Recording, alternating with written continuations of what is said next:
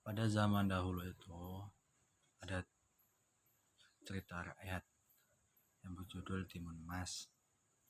Nah, pada waktu itu ada seorang suami istri di suatu gubuk yang sederhana yang profesinya sebagai petani.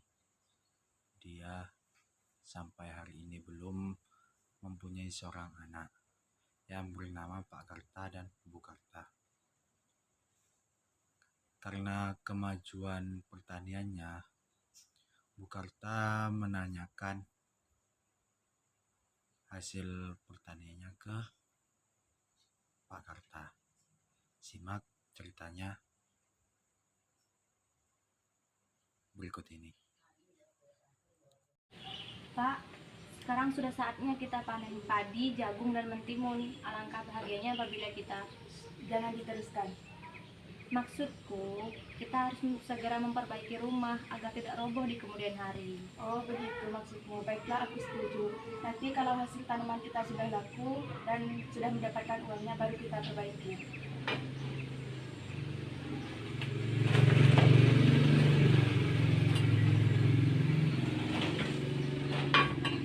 Bu, sekarang aku ingin pergi ke sawah untuk menengok kebun jagung apakah sudah dipetik atau belum oleh Pak Salam. Baiklah, hati-hati ya Pak. Selesai nyampe di kebun jagung, Pak Karta menemui Pak Salam yang lagi memetik jagung yang lagi panen. Apakah sudah selesai memetik jagungnya? Oh sudah, tinggal mengumpulkannya saja. Oh ya sudah, kalau begitu kita tinggal angkut untuk dijual ke kota. Ya, sekarang kita tinggal menunggu mobilnya datang. Sambil menunggu, bagaimana kalau kita bermain teka-teki dahulu? Yang kalah dia yang akan menyanyi. Bagaimana? Baiklah, siapa takut? Sekarang aku duluan ya. Barang-barang apa yang badannya dipegang, kepalanya sambil manggut-manggut dan dibenturkan ke tanah? Orang sedang gulat? Salah. Apa ya? Aku nyerah-nyerah. Jawabannya, orang sedang mencakut. Lihat ya, badannya dipegang, kepalanya sambil manggut-manggut. Benar kan? Sekarang kamu menyanyi. Baiklah, sekarang aku akan menyanyi. Nah, sekarang kamu yang memberi pertanyaan.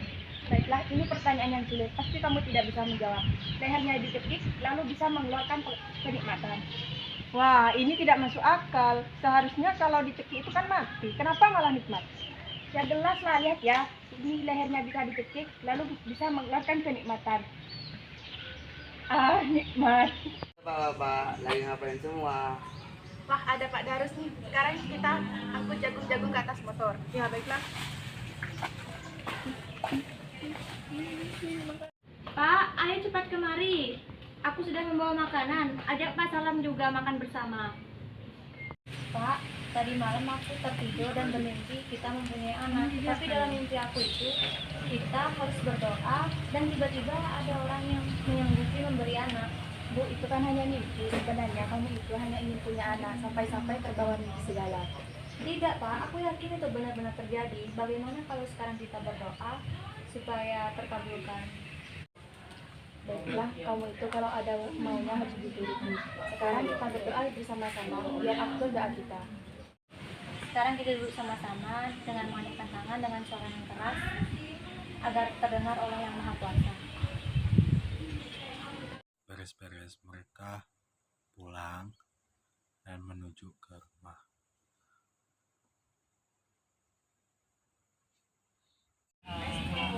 Aku pasti datang menemuimu untuk memberikan sesuatu, tapi ada syaratnya. Jika anak itu sudah besar, kamu memberikan kepadaku.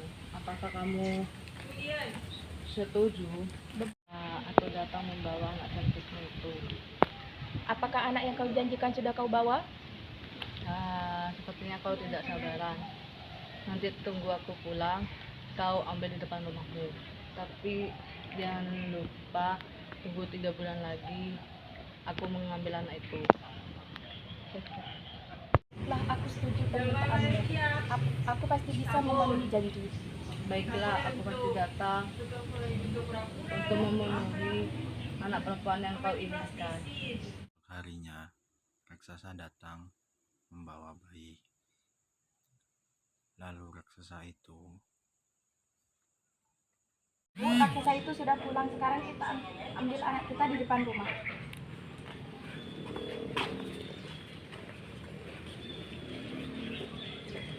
Ya Pak, anak itu ada di sini. Cantik sekali ya Pak. Iya Bu, cantik sekali. Sekarang kita beritahu kepada tetangga kalau kita sudah punya anak perempuan yang cantik. Sambil kita memberitahu nama anak kita, bagaimana kalau kita memberi nama anak Timun Mas? Yang berarti timun memberi kesegaran dan emas yang tidak ternilai harganya. Nama yang bagus sekali, apalagi bersamaan dengan musim buah mentimun di desa kita.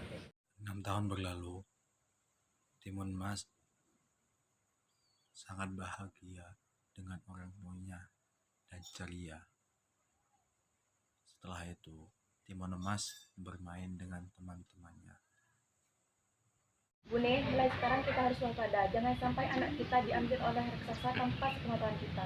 Benar Pak, mulai sekarang anak kita tidak boleh main terlalu jauh agar kita dapat mudah dengan mengawasinya. Mumun, ayo pulang nak, sudah sore, kamu harus mandi. Ya Bu, aku sudah selesai. Ayo teman-teman, aku mau pulang dulu ya. Penurut kepada orang tuanya, tidak membantah apa yang diperintahkan oleh orang tuanya.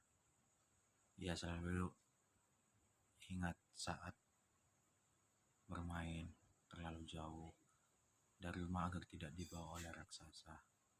Suatu saat Timun Mas diajak bercakap-cakap oleh kedua orang tuanya. Mun, sekarang kamu sudah besar, kamu harus tahu asal-usulmu dan kamu harus mengerti apa yang harus kamu lakukan.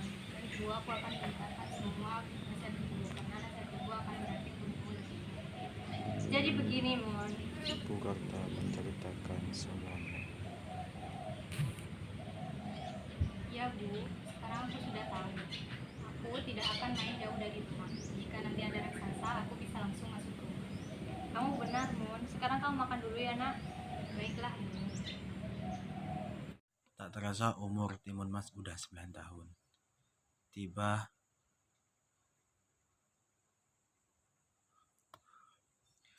Tak terasa umur Timun Mas sudah 9 tahun. Tiba saatnya Pak Kerta dan Bu Kerta mempersiapkan kedatangan raksasa. Rumah bergetar. Tamu tak diundang, yaitu raksasa datang. Hahaha, aku datang lagi. Ternyata kau pengkhianat. Hai manusia, buatkan anakmu. Baik, aku akan kupastikan anakku. Mulai sekarang kamu harus bertindak. Kamu keluar dari pintu belakang agar kamu tidak ketangkap. Taburkan semua biji mentimun dan terasi saat kamu tertangkap. Baiklah Bu, akan aku laksanakan. Mana makananku yang berdetik karena aku sudah lapar. Bagaimana kalau aku saja sebagai ganti anakmu? Tidak bisa, dagingmu terlalu keras karena sudah tua tidak bisa dimakan. Raksasa, sini, kejar aku kalau bisa. Aja kau mempermainkan aku. Awas aja, kalau aku tangkap aku makan. Ayo kejar aku. Ini, kuberi makanan kalau kau lapar. Ini makanan menyegarkan. Hap-hap. Kemana Timun Mas? Kok menghilang? Rupanya dia sudah mendekat. Lebih baik aku lemparkan senjataku. Aduh, kakiku sakit. Tolong. Pada akhirnya Timun Mas berhasil menghabiskan raksasa. Dengan bekal yang dibawakan oleh orang tuanya, yaitu ibunya.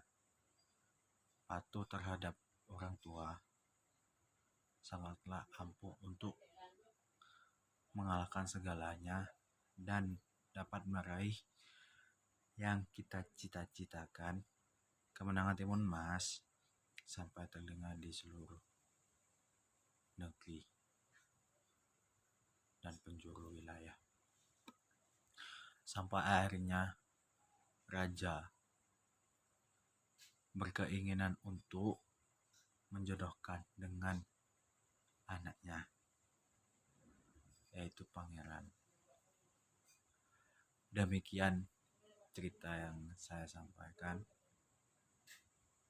Mudah-mudahan dapat diambil hikmahnya. Terima kasih.